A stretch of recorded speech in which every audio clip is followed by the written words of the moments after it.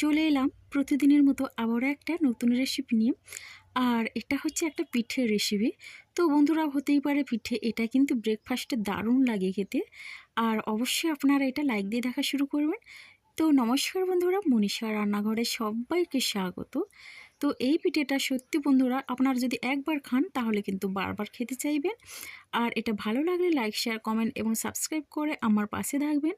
তাহলে চলুন বন্ধুরা, এই নরম তুলতুলে পিঠেটা আমি কিভাবে বানালাম তাহলে দেখে নেওয়া যাক। তো এখানে দেখুন বন্ধুরা, এই পিঠের জন্য এখানে আমি নিয়ে নিয়েছি বেশ সামান্য কয়েকটা উপকরণ। তো এখানে আছে সুজি, 1 কাপ পরিমাণে সুজি নিয়েছি। আর আছে চালের গুঁড়ো ছোটো চামচের 4 চামচ মতো। আর নিয়েছি নারকেল কোড়া, নিয়েছি এখানে দই, আর সামান্য পরিমাণে নিয়ে নিয়েছি মধু। তো বন্ধুরা, আপনারা চাইলে এখানে মধুর জায়গায় গুড় বা চিনি দিতে পারেন। আর দেখুন, এখন আমি দিয়ে দিলাম সুজি, আর দিচ্ছে এখানে চালের গুঁড়ো। চালের গুঁড়োর জায়গায় আপনারা চাইলে আটা কিংবা ময়দা নিতে পারেন। দিয়ে দিলাম নারকেল কোড়া।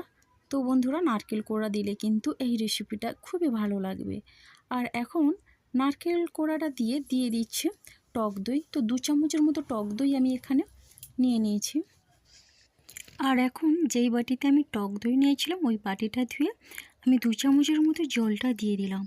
তো বন্ধুরা, জলটা দেওয়ার পরে এখন আমি মধুটা অ্যাড করে দিচ্ছি। তো দেখুন বন্ধুরা, মধুটা দিয়ে দিলাম। আর মধু দিয়ে এখন আমি দিয়ে দিচ্ছি স্বাদ অনুসারে লবণ।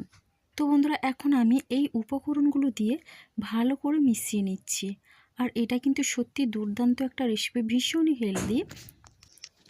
আর এটা সামান্য কয়েকটা উপকরণ দিয়েও এখানে এই রেসিপিটা বানানো যায়। তাহলে দেখুন বন্ধুরা, আমি জল দিলাম, আর অল্প অল্প জল দিয়ে আমি একটা সুন্দর ব্যাটার তৈরি করে নেব। তো বন্ধুরা, আপনারা একবার হলেও এটা চেষ্টা করবেন, দারুণ লাগবে। আর এটা বানাতে একদম বেশি সময় লাগে না। হাতে সময় কম থাকলে খুব সহজেই কিন্তু এই রেসিপিটি বানানো যায়। আর এই পিঠে সত্যি দুর্দান্ত লাগে আর অসাধারণ লাগে। একবার খাওয়ার পরে কিন্তু বারবার খেতে চাইবেন। তো বন্ধুরা দেখুন, বারবার আমি এটা মিশিয়ে নিচ্ছি, আর মিশিয়ে ভালো করে ফিটিয়ে নিলাম। তো যত ফেটানো ভালো হবে তত কিন্তু এটা ফুলবে আর খেতেও খুবই ভালো লাগবে। তো বন্ধুরা দেখুন, এখন আমি রেস্টে রেখে দিয়েছি 5 মিনিট। তো 5 মিনিট পরে ফিরে এলাম। আর 5 মিনিট পরে দেখুন, সুজিটা কিন্তু অনেকটা ফুলে গেছে আর অনেকটা জল টেনে নিয়েছে। আর এখন আমি আবারও এটা ভালোভাবে একটু মিশিয়ে নিচ্ছি। তো বন্ধুরা দেখুন, এরপর আমি দিয়ে দিচ্ছি এখানে বেকিং পাউডার। তো এই চামচের হাফ চামচ পরিমাণে দিলাম বেকিং পাউডার। আপনারা চাইলে নাও দিতে পারেন, একটু ফোলা ফোলা হওয়ার জন্যে বেকিং পাউডার দিয়ে 1 চামচের থেকে কম আমি জল দিলাম। আর জলটা দিয়ে আমি এটা 20 সেকেন্ডের মতো মিশিয়ে নিচ্ছি।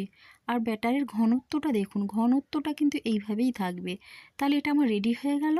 আর এখন আমি একটা আপ্পাম প্যান নিয়েছি, দিয়ে আমি তেলটা দিয়ে অল্প অল্প করে তেল আমি ব্রাশ করে নিচ্ছি। তো দেখুন বন্ধুরা, তেলটা আমার ব্রাশ করা হয়ে গেল। আর এখন আমি এই ব্যাটারটা ওই বাটিগুলোর মধ্যে দিয়ে দিচ্ছি। পিঠে খেতে ইচ্ছে করলে খুব সহজেই কিন্তু হাতে অল্প সময় থাকলে এই পিঠের রেসিপিটি বানানো যায়।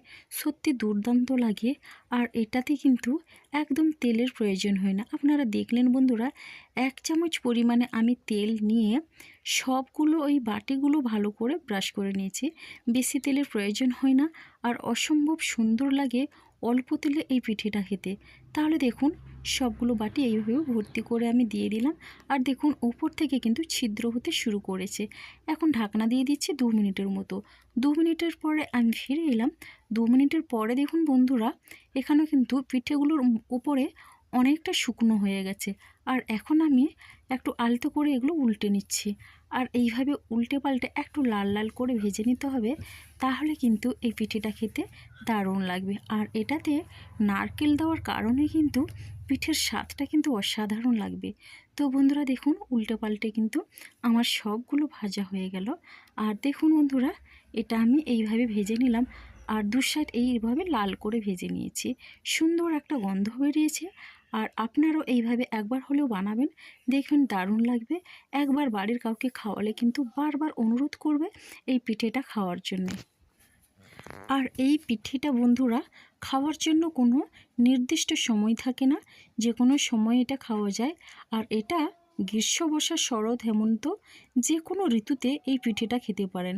আর এটাতে একদম যেহেতু তেল নেই, আর এটা খেলে কিন্তু কোনো সমস্যা হবে না। তো যাই হোক, বাকি যে ব্যাটারটা ছিল এখানে আমি এই কয়েকটা বাটি আমি দিয়ে দিলাম। তো এখন ঢাকনা দিয়ে একই রকমভাবে পিঠেটা তৈরি করে নিচ্ছি। তো দেখুন বন্ধুরা, উপর থেকে শুকনো হয়ে গেছে।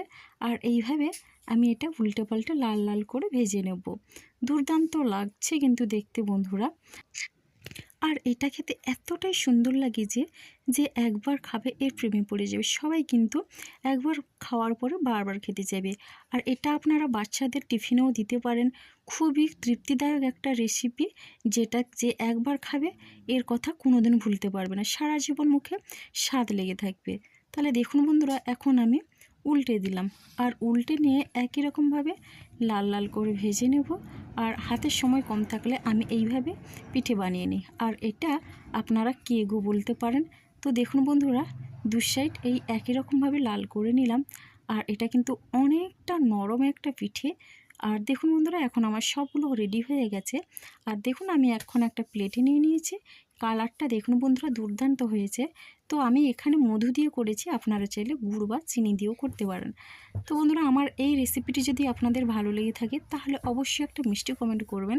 আপনাদের একটা কমেন্ট কিন্তু আমাকে অনেকটা উৎসাহ জাগায় নতুন নতুন ভিডিও দেওয়ার জন্য। তাহলে দেখুন, ভেতর থেকে কিন্তু এটা অনেকটা জালিদার আর ফুলকো হয়েছে। আর খেতেও কিন্তু দুর্দান্ত হয়েছে।